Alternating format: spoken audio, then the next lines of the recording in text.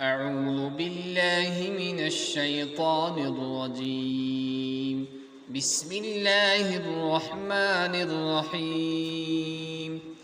يومئذ يود الذين كفروا وعصوا الرسول لو تسوى بهم الأرض ولا يكتمون الله حديثا. يا أيها الذين آمنوا لا تقربوا الصلاة وأنتم سكارى حتى تعلموا ما تقولون ولا جنبا إلا عابري سبيل حتى تغتسلوا وإن كنتم مرضى أو على سفر أو جاء أحد منكم من الغائط أو لامستم النساء فلم تجدوا ماء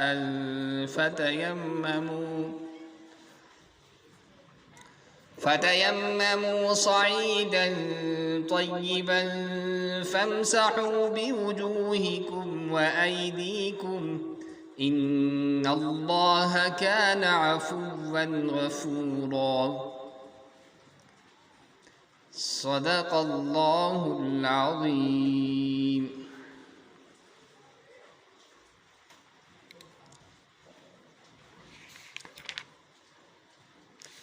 محترم سامعین، السلام علیکم ورحمۃ اللہ وبرکاتہ۔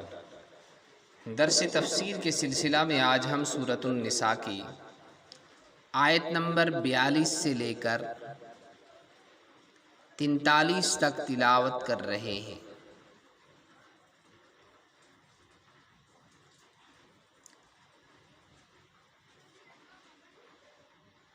عربی زبان اور عربی قواعد اور گرامر سیکھنے کے لیے سبسکرپشن لنک میں جا کر ہمارے دوسرے چینل اقرا چینل مفتی عبداللطیف قریشی القاسمی کو بھی آپ سبسکرائب کر لیں، تاکہ عربی بول چال، عربی زبان لکھنے اور پڑھنے میں بھی آپ کو مہارت حاصل ہو جائے۔ یہ اللہ کی زبان ہے، اللہ کے قرآن کی زبان ہے۔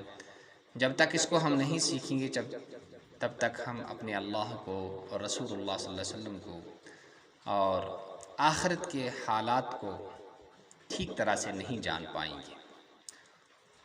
تو چلیے آج ہم پہلے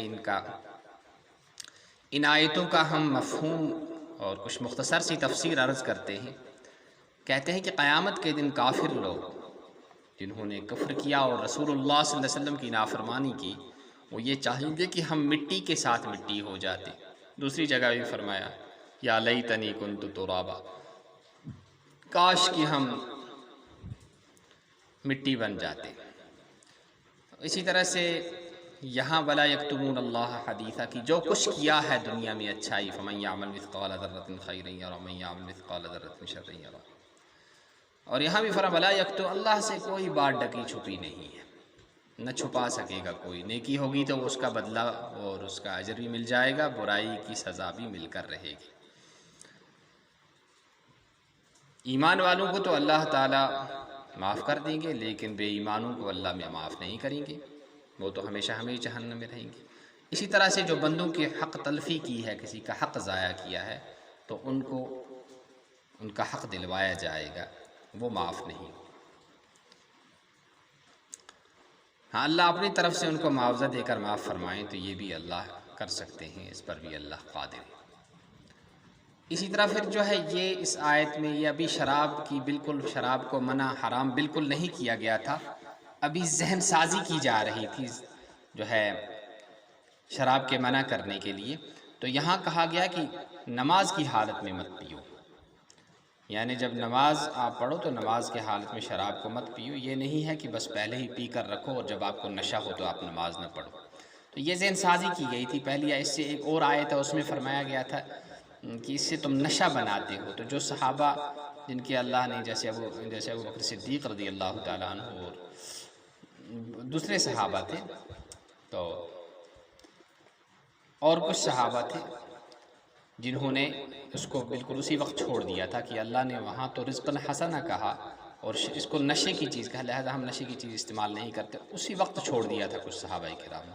پھر دوسری جب ذہن سازی ذرا سی ہوگی اس کے بعد پھر یہ آیت آئی کہ نماز کے دوران مت پیو، اور پھر اس کے بعد دوسری جو ہے بالکل اس میں حرمت آئی کہ بالکل شراب کو اللہ نے حرام کر دیا ہے، لہٰذا شراب کا پینا حرام ہے، نجاست ہے، اور اس کو بالکل چھوڑ دو۔ صحابہ کرام نے بالکل چھوڑ دیا، حتیٰ کہ اگر کسی نے شراب کا پیالہ منہ کے ساتھ لگایا تھا تو اس کو وہاں سے واپس لے آیا، اور مدینے کی گلیاں میں شراب کے مٹکے اس طرح بہائے کہ جس طرح بارش کا پانی بہتا ہے۔ ایسی اللہ تعالیٰ نے صحابہ کرام کو اللہ اور اللہ کے رسول صلی اللہ علیہ وسلم کی فرمان برداری کا جذبہ اور شوق عطا کیا تھا۔ اللہ ہمیں بھی ایسا ہی جذبہ نصیب فرمائے۔ پھر جو ہے دوسرا مسئلہ ہے جب غسل کی حالت میں آدمی ہو، تو غسل کی حالت میں ہو جب، تو اس وقت اگر آدمی نماز پڑھے تو اس کے لیے کیا کرنا چاہیے؟ آدمی اگر بیمار ہے یا سفر میں ہے جس کی وجہ سے اس کو غسل کی یا وضو کی حاجت پیش آ گئی، تو اس کے لیے تیمم کا جو ہے حکم دیا گیا ہے، تیمم کی اجازت ہے۔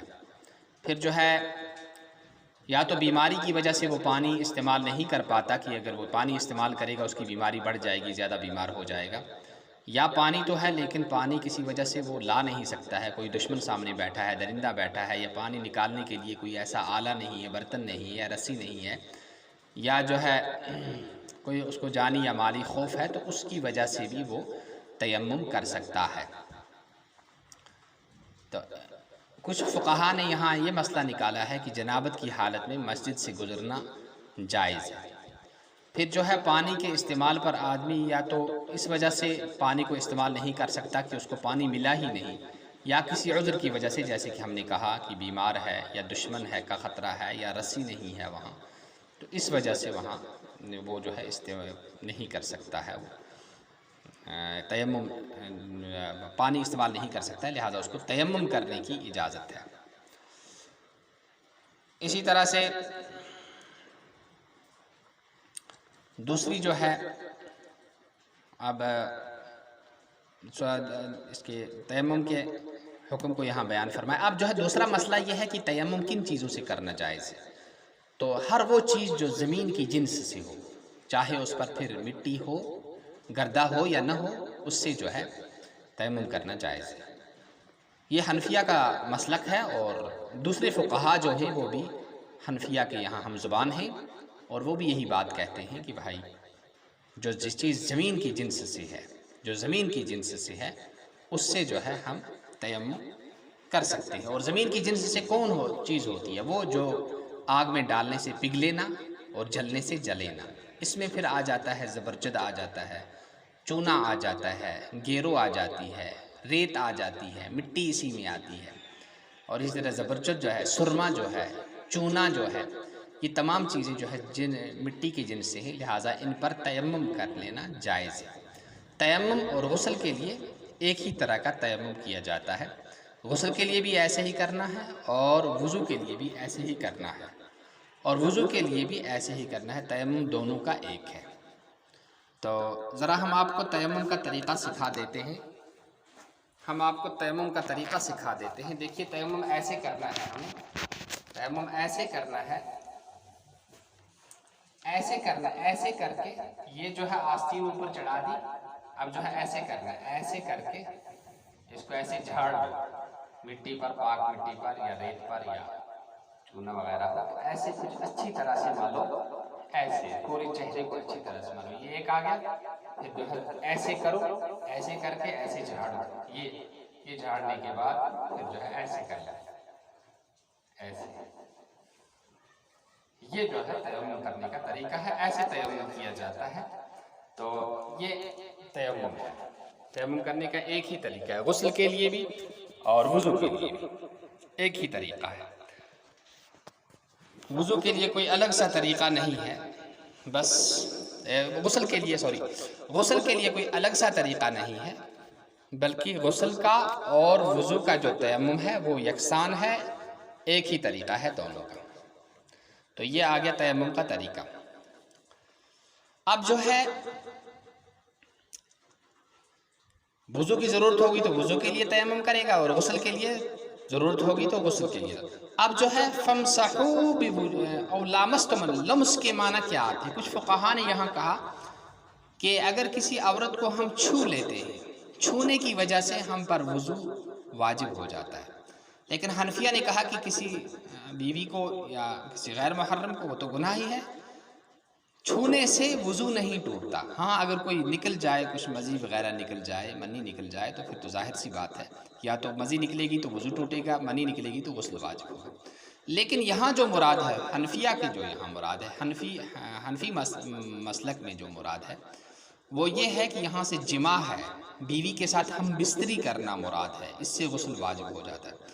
اور اس کی تائید جو دوسری قرآن پاک کی آیت سے ہوتی ہے، او لامستم ان طلقتموہن من قبل ان تمسوہن، تم نے اگر ان کو طلاق دے دی، ان کو چھونے یعنی ان کے جماع کرنے سے، فنصف ما فرضتم، تو نصف مہر ملے گا. تو ظاہر سی بات ہے لمس سے مراد، یہاں لمس سے مراد جو ہے وہ جماع ہے، بیوی کے ساتھ ہم بستری ہے.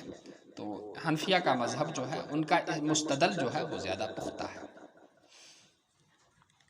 ایدی کو تو میں نے آپ کو تیمم کا طریقہ بتا دیا. تو چلیے آپ جو ہے اس کا لفظی ترجمہ سن لیتے ہیں. یومئذ، جس دن، یودو چاہے گا، چاہیں گے، الذین وہ لوگ، کفروا جنہوں نے کفر کیا، اور عصوا نافرمانی کی، الرسول رسول کی، لو اگر تسوا برابر کر دی جاتی، بہم ان پر، برابر کر دیا جاتا، بہم ان پر، الارض زمین کو، ولا یکتمون اور نہیں چھپا سکیں گے وہ، اللہ سے حدیثہ کوئی بھی بات.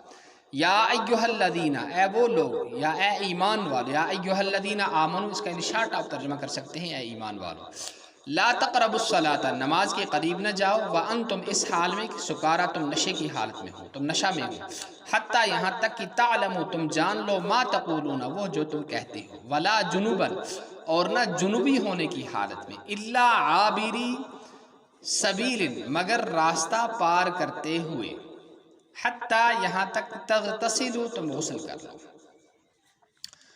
اور ان اگر ہو، اگر کن تم ہو تم مردہ بیمار، او یا ہوں علی سفر سفر میں، او جاء یا آئے، احد کوئی ایک، منکم تم میں سے، من الغائط پاخانے سے، او یا لامستم تم نے چھو لیا ہو، النساء بیوی عورتوں کو، فلم تجدو پھر نہ ملے تم کو، ماء پانی.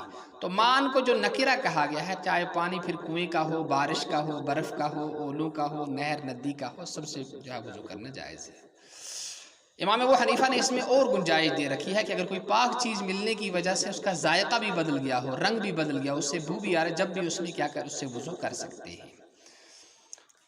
ہاں اگر گھاڑا ہو گیا ہے کہ بالکل وہ ادھر ادھر بہتا ہی نہیں، پھر تو وضو نہیں کرے. فتیمموا تو تم تیمم کرو، صعیدا طیبا پاک مٹی پر، فامسحوا پھر پھیرو تم، بوجوہ ہاتھوں کو، فامسحوا پھر پھیرو تم یا مسح کرو تم، بوجوہکم ہاتھ پھیرو تم اپنے چہروں پر، وایدیکم اور اپنے ہاتھوں پر، جیسے کہ میں نے تیمم کا طریقہ آپ کو بتا دیا. ان بے شک اللہ کانا ہے، غفوراً بڑا بخشنے والا، عفواً بڑا درگزر کرنے والا، غفوراً بڑا بخشنے والا.